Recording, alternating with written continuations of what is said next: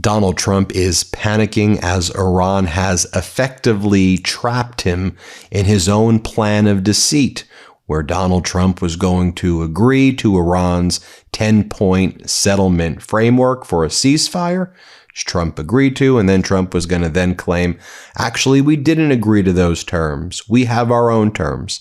Iran knew that Donald Trump was going to do that. He knew that Trump and Netanyahu were going to start bombing Lebanon and Beirut. And they basically said, okay, you do that. We're just going to continue to control the Strait of Hormuz. We're not going to allow a single tanker to pass through. And we'll show you Donald and Netanyahu who really has the cards. And that's what Iran did. And we're seeing, again, no tankers going through the Strait of Hormuz. We saw about 7 ships in the past 24 hours, mostly cargo ships with Iranian flags. And now Donald Trump's been freaking out all night and throughout the day, making social media post after social media post. And frankly, Iran doesn't care. Individuals who are close to MB Ghalibaf, Iran's parliament leader, and Iran's foreign minister Araghchi, and Iran's president Pezeshkian, Iranian people who are close to them are saying things like this on social media. Today, passage through the Strait of Hormuz has almost come to a standstill, and only Iranian shipments have passed through it today. Following the Israeli regime's attack on Lebanon, Iran has intensified restrictions in the strait. Then Donald Trump responds by saying, Iran has been conquered. It has no military. He says if Iran doesn't make a deal, it's going to be very, very painful. And Iran says, good luck. Good luck. Foreign Minister Araghchi of Iran posted the following: Netanyahu's criminal trial resumes on Sunday. A region-wide ceasefire, including in Lebanon, would hasten his jailing. If the U.S. wishes to crater its economy by letting Netanyahu kill diplomacy, that would ultimately be its choice. We think that would be dumb, but we are prepared for it. And Foreign Minister Araghchi, who posted that statement, was responding to J.D. Vance, Donald Trump's vice president, who had said the following before that: if Iran wants to let this negotiation fall apart over Lebanon, which has nothing to do with them, that is ultimately their choice. We think that would be dumb, but it's their choice. To which Foreign Minister Araghchi said, what would really be dumb is if the U.S. wishes to crater its economy by letting Netanyahu kill diplomacy. At the end of the day, the fact remains that what Donald Trump agreed to with the 10-point framework put forward by Iran actually did indeed say that the ceasefire covered Lebanon as well. The Prime Minister of Pakistan, Sharif, when he announced the ceasefire, he specifically said Lebanon is included. That's what was in it. We can't argue with the fact that that's what the facts are. You have MB Ghalibaf, Iran's parliament leader, just toying with Donald Trump and this regime. And it's embarrassing to see, frankly. As an American, it's embarrassing to see this power dynamic. I mean, first, you had MB Ghalibaf, Iran's parliament leader, post the following: Lebanon and the entire resistance axis, as Iran's allies, form an inseparable part of the ceasefire. And then Ghalibaf cites the 10-point settlement negotiation plan that Trump agreed to. Point 1 of the 10-point proposal said ceasefire applies to Lebanon. Then he goes, Prime Minister Sharif publicly and clearly stressed that the Lebanon issue, there is no room for denial and backtracking. And then 3, ceasefire violations carry explicit costs and strong responses. Extinguish the fire immediately. MB Ghalibaf telling the United States and Trump, extinguish the fire immediately. And then he posted, time is running out, with an hourglass emoji. Time is running out.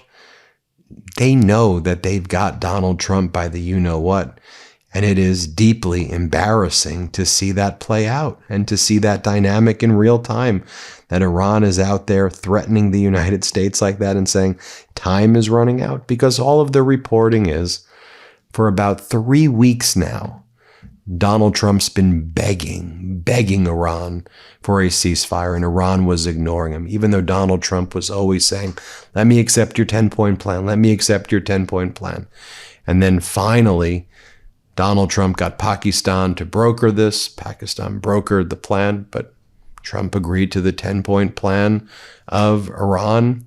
And now we're in this situation where obviously things are very grim for the United States. And as Donald Trump tries to wiggle out of it, you know, his social media posts just ain't hitting the same like they used to. I mean, here's what I don't think they used to at all. But as Diane Savani goes, I guess this is the art of the deal.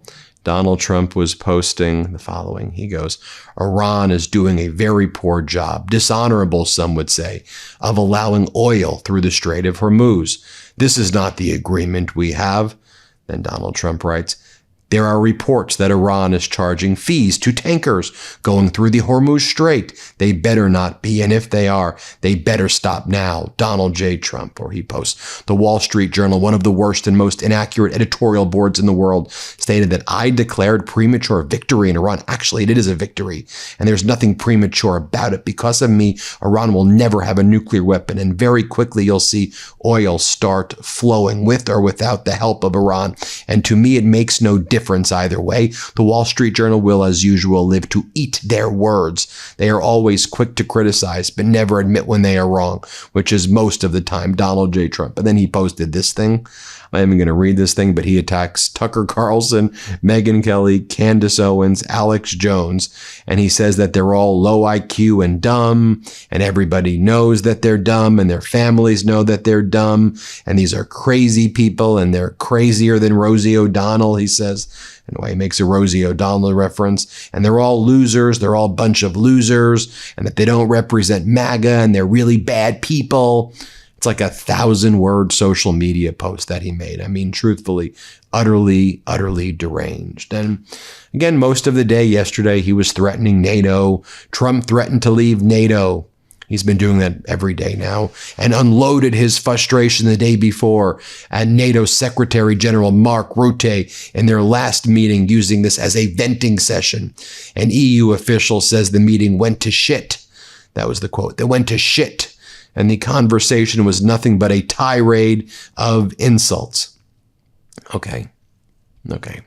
What we also just found out as well is that the former Iranian foreign minister, Kamal Karazi, who was a previous senior leader, senior advisor to the supreme leader, he died from airstrike injuries that took place back on April 1st. You may recall he was a former foreign minister.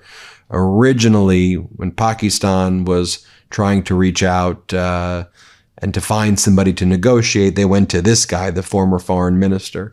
And while he was working with Pakistan officials, the U.S. and Israel bombed his home, killed his wife. As we previously reported, Karazi had suffered serious injuries. And then he died of those injuries in the past 24 hours. And his wife died initially from the strike right away. And he was one of the people who was originally contacted for negotiations. And so, again, that was just announced last night. We're also learning that the U.S. has lost 24 MQ-9 Reaper drones in the Iran conflict. They've lost 8 in April alone, about $720 million losses on these MQ-9 Reaper drones being destroyed. And then yesterday, Ayatollah Mojaba surfaced, and he issued the following statement. He said the following: "We will enter a new phase in the management of the Strait of Hormuz. To our southern neighbors, you are witnessing a miracle. See it correctly and stand in the right place. Be suspicious of the false promise of the devils." He's telling other Arab nations, join us and we'll protect you. Don't stay with the U.S. anymore. That's what the Ayatollah is saying. "We will not abandon the criminal aggressors who attacked our country. We will demand compensation for every single damage and blood price to our martyrs. You are the heroic nation of Iran and have been this decisive victory in the battlefield. Iran today stands at the dawn of becoming a great power." That's what's going on in Iran. That's how they feel about this. Meanwhile, you had Mahdi Mohammadi, strategic advisor to Iranian parliament speaker MB Ghalibaf.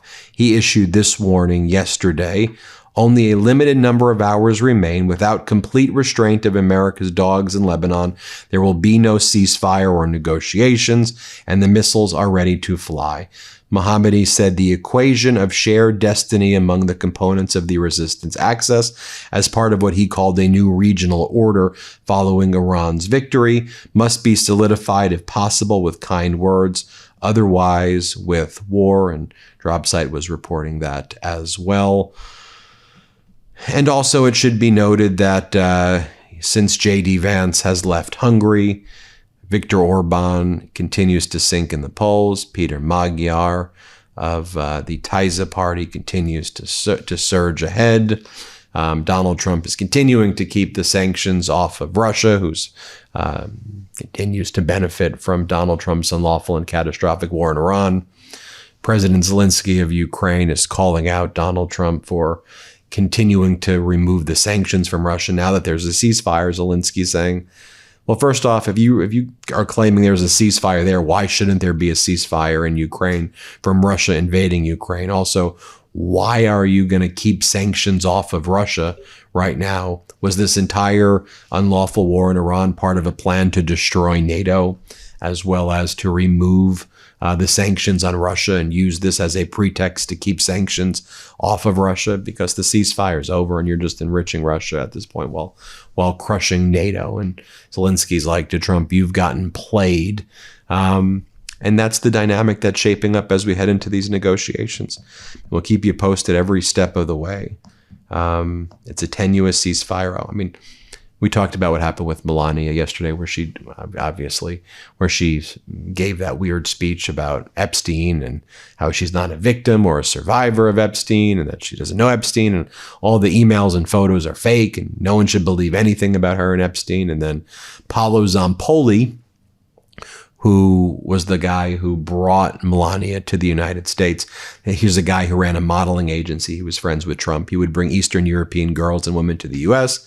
He held parties at the Kit Kat Club for wealthy Manhattan men to meet these European women and girls. Melania met Donald Trump at the Kit Kat Club, and Paolo Zampoli is now like an ambassador. Zampoli is going to be deposed by the House of Representatives as well. And so I wonder if Zampoli's deposition had anything to do with Melania giving this speech. But, you know, as we have this tenuous ceasefire that's taking place, which is not really a ceasefire at all. And again, no ships are going through the Strait of Hormuz yet. Melania giving that weird press conference about Epstein and saying that she's not an Epstein survivor, just bringing more attention to it. In any event, we'll keep you posted every step of the way. Hit subscribe. Let's get to 7 million. And thanks for watching, everybody. Want to stay plugged in? Become a subscriber to our Substack at MeidasPlus.com. You'll get daily recaps from Ron Filipkowski, ad-free episodes of our podcast, and more exclusive content only available at MeidasPlus.com.